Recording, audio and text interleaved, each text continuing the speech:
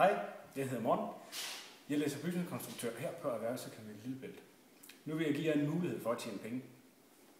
I vores daglige gang her på skolen, der laver vi så mange forskellige tidsplaner. Vi skal hele tiden tage stilling til, hvor lang tid en opgave vil tage ude på byggepladsen. Om det overhovedet er realistisk for at kan lave det ude på byggepladsen. Jeg mener, at mange af de tidsplaner, der bliver lavet ude i erhvervslivet, de slet ikke kan overholdes og er realistiske. Dels fordi, at mange af dem, der sidder og laver dem tidligt i forløbet, ikke har ansvaret for at opfylde dem i de senere forløb.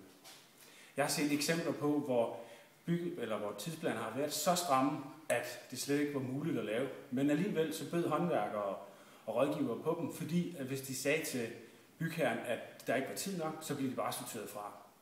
Jeg mener simpelthen, at man skal gå ud og lave dem et fælles ansvar for tidsplaner.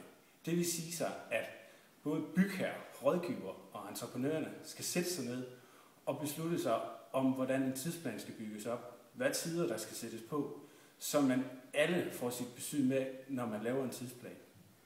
Det er den bedste måde at kan skabe og kan spare penge på. Kan man bare spare på 10 projekter, så er det jo tjent i den sidste ende. Og det kan man jo kalde kvalitet. Tak fordi I lyttede til den video.